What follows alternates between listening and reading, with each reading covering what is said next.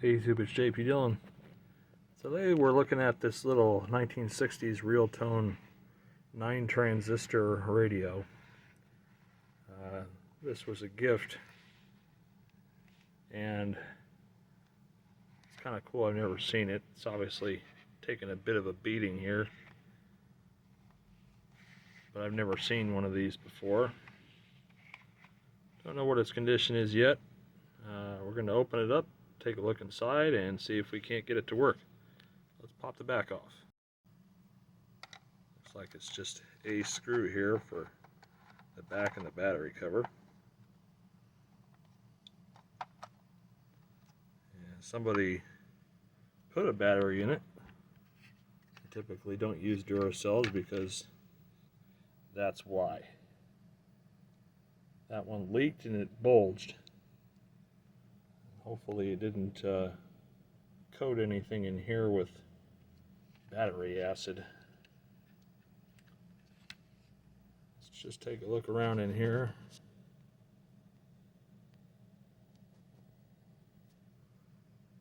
It's this band switch here. I assume that's what this is. Doesn't want to move very much. Here's your tuning. Volume and tone. This one's got the switch on it.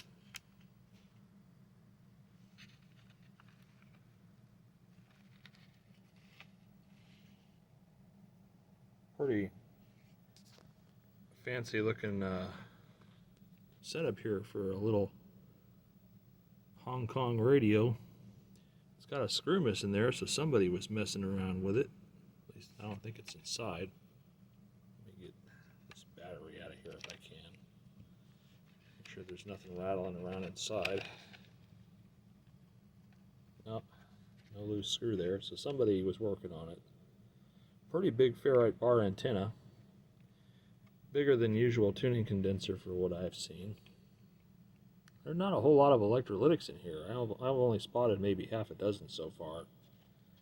Got one hiding there, two there, one there, and one there. You got these two USB165 germanium outputs. So yeah, not much to this. Not sure what this is for. Maybe a strap handle or something. Yeah, we got long wave, medium wave, which is AM, and then we got short wave. That switch is really stiff. You get some lubricant on that. Okay, well, let's get a battery in it and see what happens. And just a side note, I like using these Amazon Basics batteries. They're inexpensive. I think they're made by Fujitsu. And I've never had an issue with one leaking or letting go on me, so we're going to slap that in there and see if that wakes it up. Alright, let's see what she does.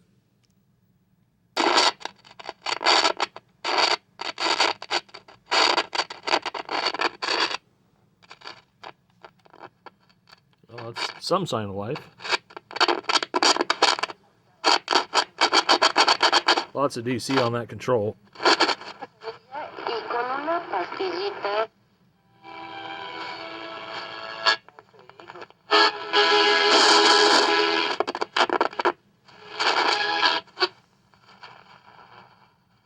Oh, Dios. Won the argument. It runs. It's just not. We have... There should be, there we go, it's right at the top.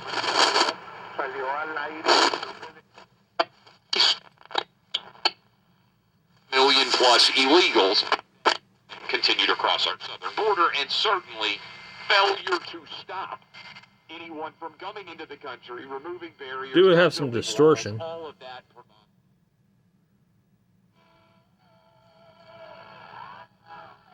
But its sensitivity seems to be alright.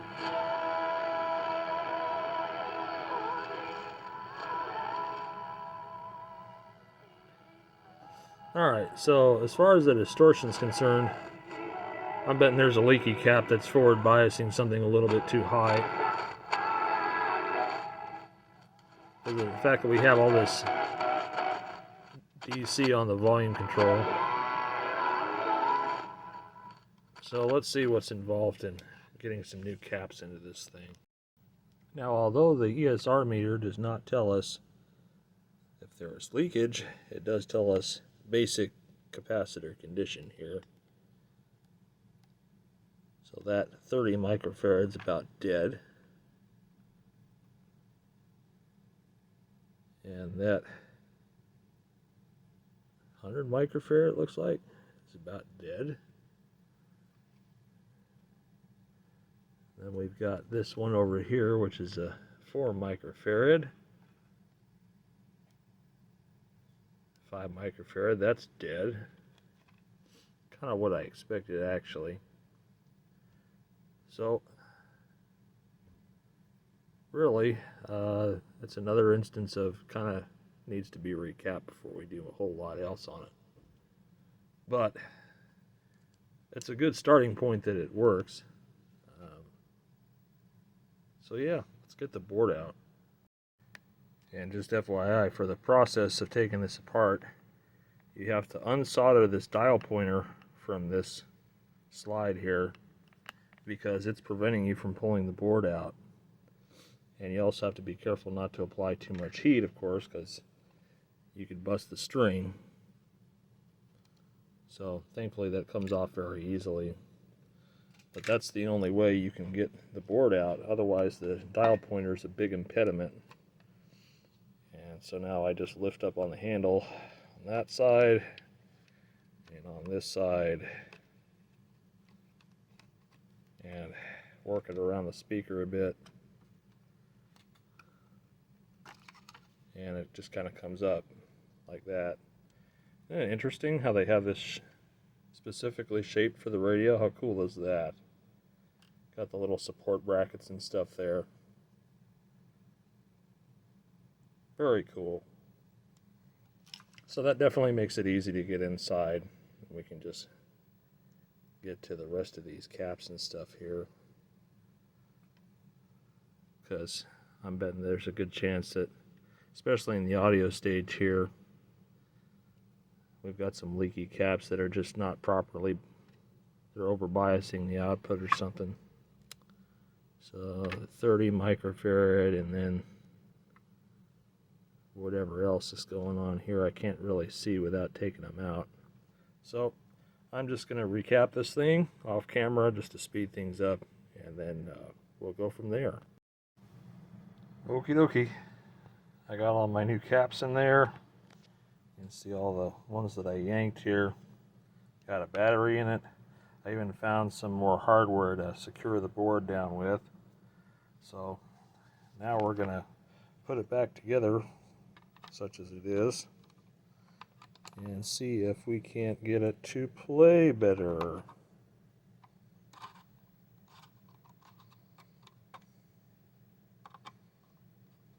There we go.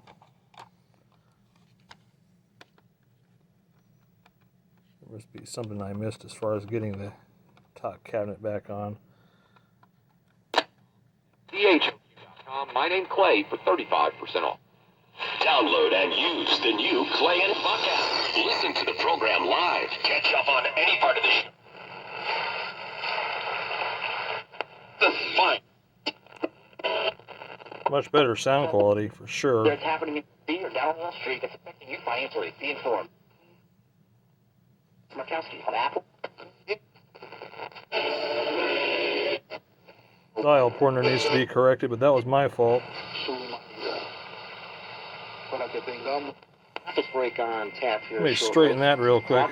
But over the last year, Yeah, that's better looking. filled with that.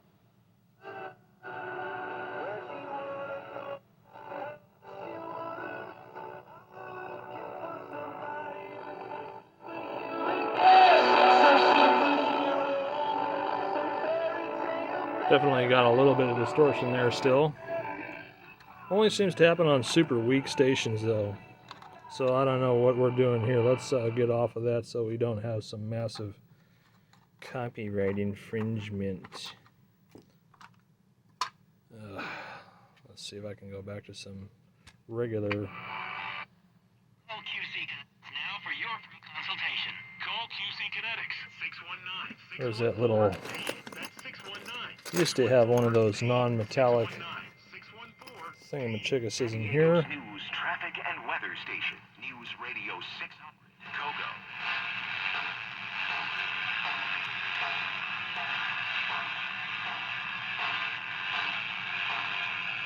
Welcome back in, Clay Travis, Buck Sexton Show. A lot of you want to weigh in, but Danielle reached out. She's a listener of the show. Danielle, I'll let you describe. You are a rape survivor. You have helped to bring awareness to these issues. Tell us where you work, what you do, and your reaction to this story. Yes, sir. Thank you for having me on the program. I really appreciate that. I actually am a rape survivor. I'm not going to mess with this too much. For the last 15 TRD. New customers can score $200 instantly in bonus.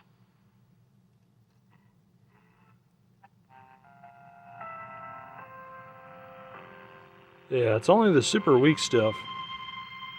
Hard to tell if it's audio related or IF related yet.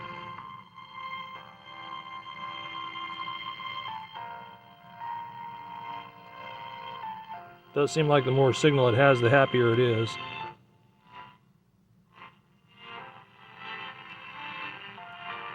So we could have a failing detector diode here or something like that. I have to look into that a little bit more.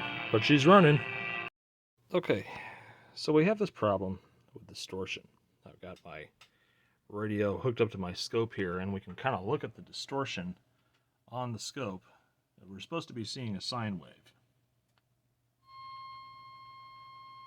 But as you can tell, we don't. And it gets close when you tune off the station, but it's still, when you peak it for best amplitude, you get this nasty sawtooth. So then you think to yourself, oh, well, what if it's the detector? Okay, let's adjust the detector. Nope, that doesn't really change anything, just peaks it out. So then what we need to do is we need to find out whether this problem is in the detector circuit itself, just after, or in the audio amplifier stage.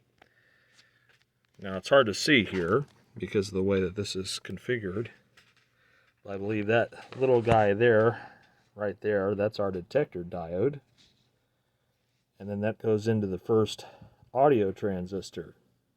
Now it should also be noted that these output transistors right now are screamingly hot. I'm pretty sure they shouldn't be this hot. So we need to check and see if there's a failure of the little thermistor here, which is supposed to control bias. As far as I know, resistance on these is supposed to go down as the temperature goes up. So they're hot. This one's hot enough that I can't keep my finger on it. So that's not good. So what I'm going to do first is I'm going to take my scope and I'm going to first we'll do a dual trace and we'll set this up. So the top trace is going to be the speaker output and the bottom trace is going to be my audio. And so I'm going to clip here. This looks like a test point. All right, and so turn that off there. And so if we look now, we're seeing our 1 kilohertz riding on top of our 455. If I turn the 1 kilohertz internal oscillator off, now we've got 455 there. And the 455 looks great. All right. Nothing wrong with the 455. Nice clean IF signal right there. And as I turn the generator up and down, you can see that that goes up and down. So the IF strip's working pretty good. So we need to look after that diode, I'm going to go back to modulation here. And what does it look like after that diode? Because we already know what it looks like on the audio output, which is like garbage. So we need to see when that garbage shows up. So I'm going to go to the first transistor here. I can get my lead on the correct spot.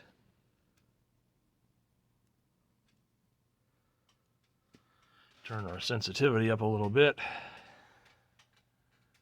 And of course it's not going to sync on that. And already we see that that first audio transistor input there is not looking very good. Let's see if I can look at the output.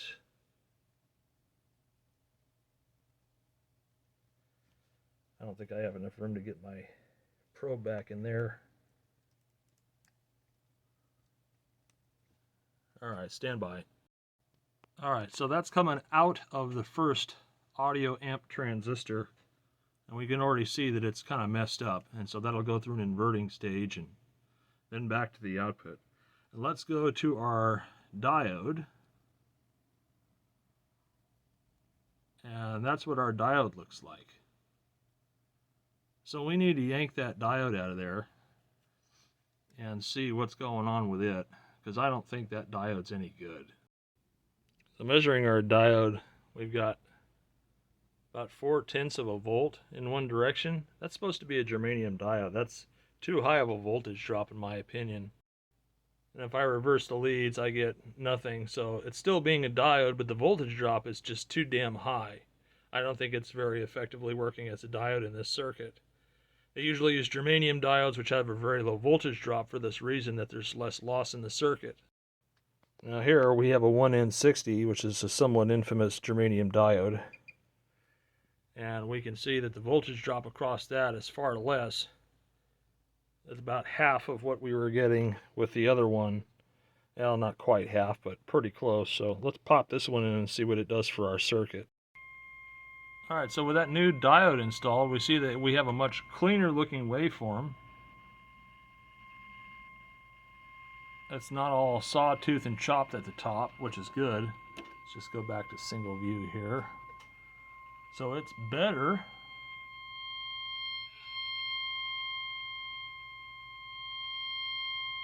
Perhaps not that much better, but better.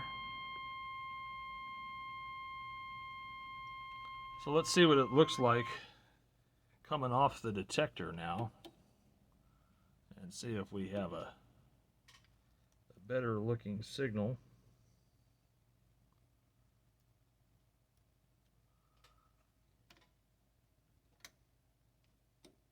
Not too much different actually. I mean, it's definitely less rounded at the top. It definitely looks better, but certainly not what it could be. And if I tune off a bit, it worsens.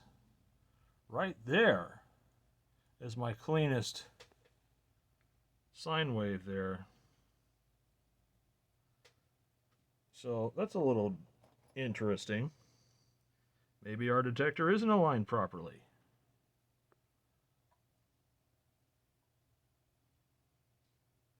Huh. All right.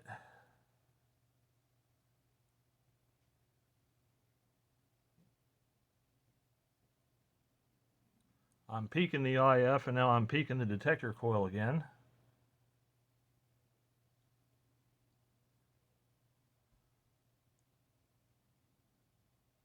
That's about as good as it gets. Let's try this again. See, if I go off tune just a little bit, like that, then it cleans up a lot, and then it starts to turn into a sawtooth, which makes sense.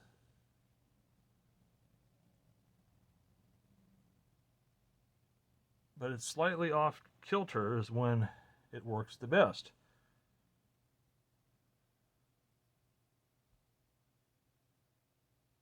What's even more interesting is when I detune the first IF, look at how much it cleans up.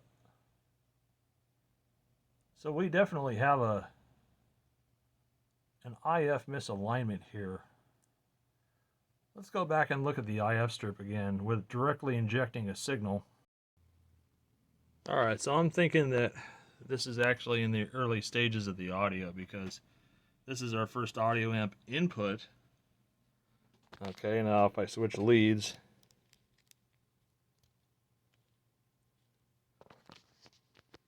that's from the detector, and then this is our first audio, which is clamped by the volume control. If I do that, we see that we have wonderful doubling and distortion there. I know everyone loves to listen to that. And then let's see if we go to our second audio transistor, which is back here. This is going to be really tricky to get to. Try not to blow it up.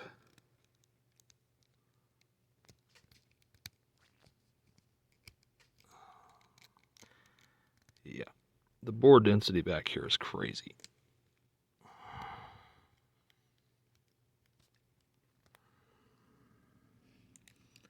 Bear with me here a second. You gonna stay? So yeah, even when you get into the second audio, it's not much better. It's just bigger.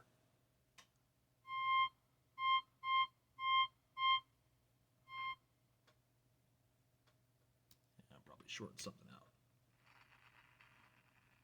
Did I piss it off? Yep, I pissed it off. All right, so, or maybe this is first audio and this is second audio because it's behind the volume control. Anyways, no, because this leg goes right to the detector diode, so that's probably not it either. I don't have a schematic on this one, so I'm kind of flying blind, but in any case, then we go over here to this Class A driver right before the transformer.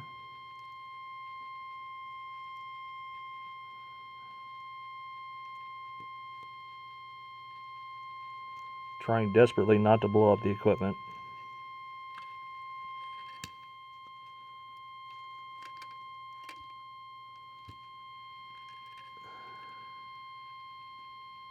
And we see that it's like uber jacked up right there.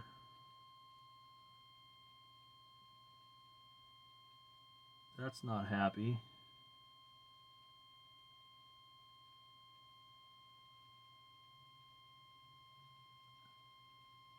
Yeah, definitely not happy. So we definitely have to look more at the audio section, which is really causing the majority of our problems here. At least I think. So we're going to start checking transistors until we come across the one that has obscure voltages on it. All right, so let's take a look at our initial. Don't have much bias here on this. So we got -3 on the base, that on the emitter, and then we should have like 6 volts or something here.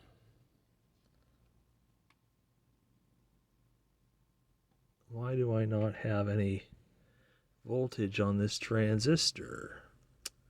That could be a problem. Let's just make sure I'm actually getting... Yeah, I think something's wrong here. Something doesn't seem right. Oh, I got... Wow, we're down to 6.7 volts? Look at it dropping. So we've got a massive current draw problem. It probably has to do with these overheating output transistors. For sure. Because that's crazy. Let's remove the load here briefly. Yeah, so we've sucked that 9-volt battery dry. It's down to 7.5 volts. It's slowly recovering, but... And these output transistors are just scary hot. So, really, in order to troubleshoot this, we need to provide a steady current of 9 volts at 9 volts to see, this battery's hot. So we've either got a defective output transistor or transistors, or we've got problems in our biasing circuit, which is entirely possible as well. And that's really what's causing our unhappiness. So I'm gonna get some alligator clips here. Bear with me a moment here. All right, so check this out. I put it on my regulated power supply. We're gonna let things cool down for a moment and then watch the current meter go way up. Initial turn on.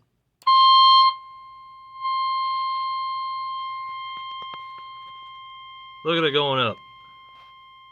Half an amp almost. No wonder that poor battery's dead.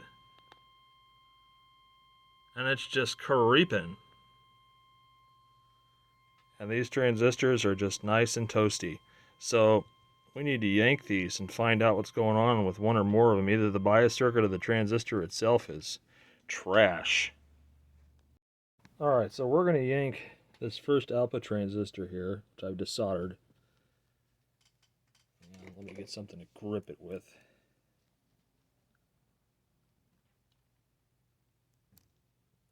Try not to destroy anything surrounding this.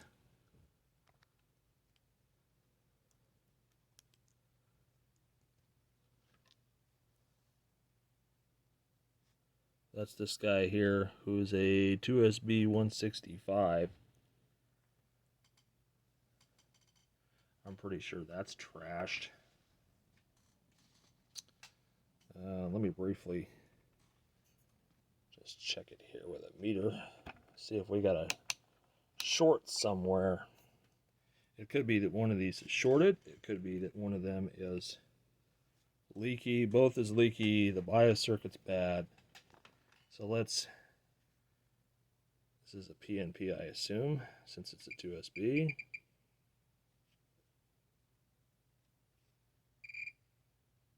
So we got a junction there, a junction there, that's about normal. We got nothing in one direction, we should have a high drop in the other direction.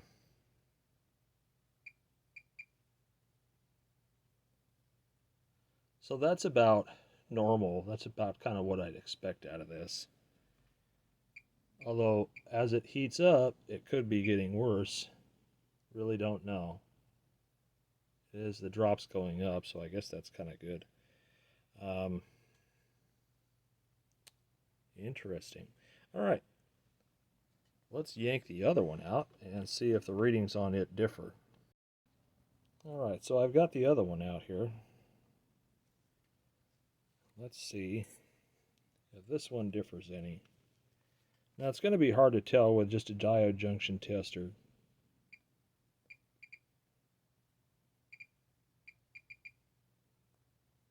I can get a good grip on the leads. That's a normal junction. That's a normal junction.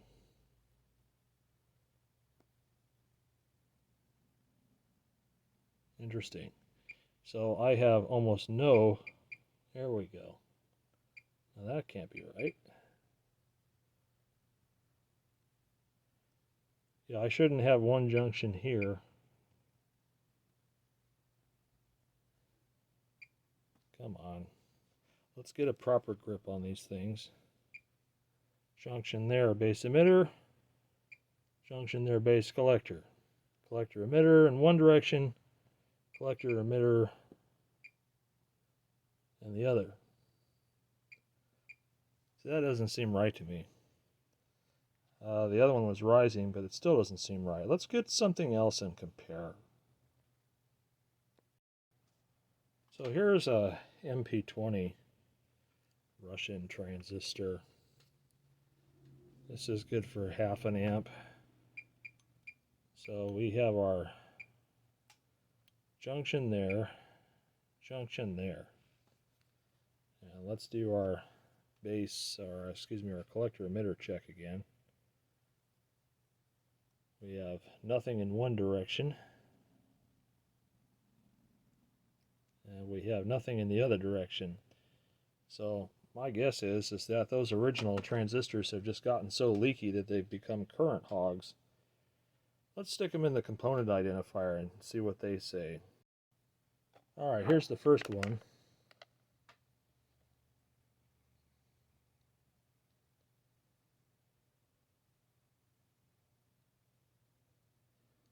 It's a beta of 4.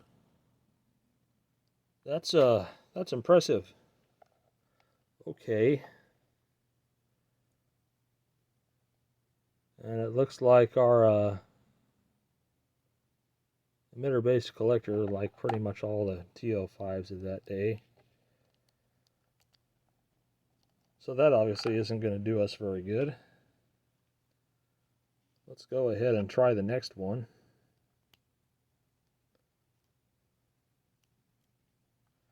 I'd normally expect these to have a beta of about 40 or 50.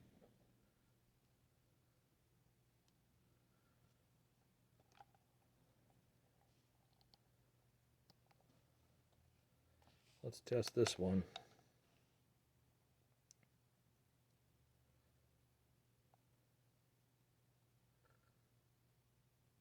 And this one's got a beta of 219, which seems way too high for that. So obviously, these transistors aren't really being transistors anymore. So we're going to stick the Russian ones that I have in their place and see if our current draw goes down and our audio starts behaving again. Alright, so we resolved the problem with the distortion in the excess current draw, and my feeling that the output transistors were just excessively leaky was true. I replaced them with some MP20s I had on hand, and you can see that the current barely registers until we start to crank it. Full force, full scale, and depravity of the evil that has been unleashed on our...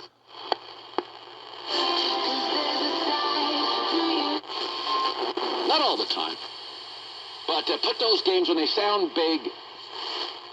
Now, there's still a little bit of distortion because the speaker is in fact rubbing a little. No solo en agua, sino también con el Espíritu Santo que viene a morar. Sounds big. Are going to fight against this barbarism. So it is sounding much better, and if we look at the base emitter junctions of the output transistors here, we got 0.16 on that one, and we've got 0.15 on that one, which for germaniums is about ideal.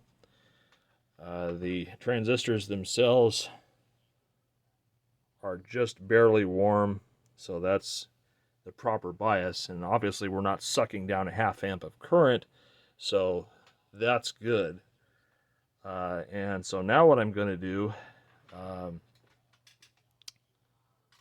is just touch up the alignment real quick and make sure I have that correct, because as I recall, I had to tweak on things a little bit to get it to look better, but considering the fact that the transistors were not right, we have to deal with that mess. Let me grab the phone, it's probably spam.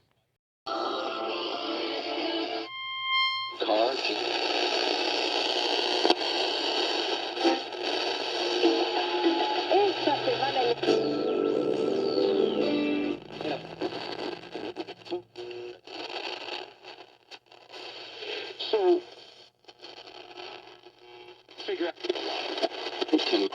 a show of brutality and barbarism that was specific. I think that's kind of as good as it's going to get. It's obviously been dropped. The speaker's got some rub to it. I think it's been kind of smashed in. If I mess with it a little bit. Conference at some point. We'll discuss more of those geopolitical realities later on here in the program. It definitely changes its tone when I move the frame. They did this to show So the something's kind of level messed up about that. The volume control is also pretty worn. It's either off or loud or super loud, but there's not a whole lot that can be done about that. I mean, I could harvest one out of another machine if I could find one. But we've at least resolved the distortion problem, which was the output transistors. These 2SB 165s or whatever, they were both defective. And the current draw would go up over time. Like if you first turned it on, it'd be okay, but after a couple of minutes, you'd see the current start to rise and it'd spike at about a half an amp, in which the distortion would get really bad. Now, that was throwing us because we were looking at the output of the diode, which is at the input to the volume control, which also takes a line from the output for feedback. So that's why when I turn up the volume, you'd see the amplitude at the cathode of the diode increase slightly. So the distortion was actually being generated in the output stage, but we were seeing it at the diode because of the feedback loop. Now, in theory, I could have removed the feedback loop, but then we'd probably have gain issues and distortion there too, so that isn't really a good troubleshooting thing. But we do know that it wasn't a bias issue, because as soon as we put the replacement transistors in, the bias settled at about 0.16 across the base emitter junction, which again, for germanium, is normal. Couldn't do that with silicon. So, bad output transistors. We replaced all the electrolytics. So this thing is running, and it's running about as good as it can. I'm not going to even bother to check shortwave or anything like that, because there's nothing around here shortwave to listen to. But this was kind of a cool gift from the wife, and she picks these things up when she sees them. So I may try to reconstruct this plastic that's broken off up here, or I may just leave it as is. But in any case, it's working, so let's put it back together. Alright, well, there she is, all back together. Park Road, South Albert La Costa accident in the carpool lane. I'm Art Zegan, Coco. I'll take this group. Potenziali, llámenos. What happened on night? Solar.net, the San Diego Subaru retailer. So that's 1070.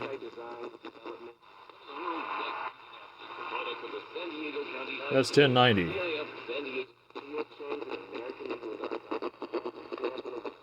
So it's not as good as one of my other couple radios I have, but it's decent. To win big, from cash and gift cards to attraction. And I don't expect there to be anything on shortwave.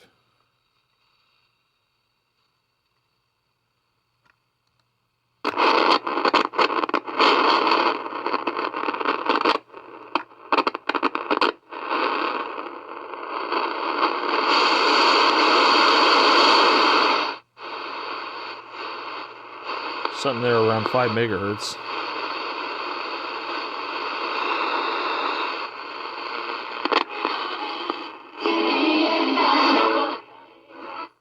Dentistry, been doing it for over 30 years. So there we go. Anyways, so this thing's good to go. I mean, from a couple feet it looks alright, but you get up close and you definitely see the smashy here, so I'm not sure what I'll do about that yet. I'll figure something out for it if I decide to make it really happy. But it was nice to resurrect it. I have lots of these little transistor radios that I've just kind of accumulated from the garbage pile in various places. Around here, at least, they tend to give them away at the estate sales. Nobody seems to want them. So, anyways, hope you guys enjoy the journey of this little beat-up looking machine that's now going to get some use. So, anyways, thanks for watching the video. More stuff to come.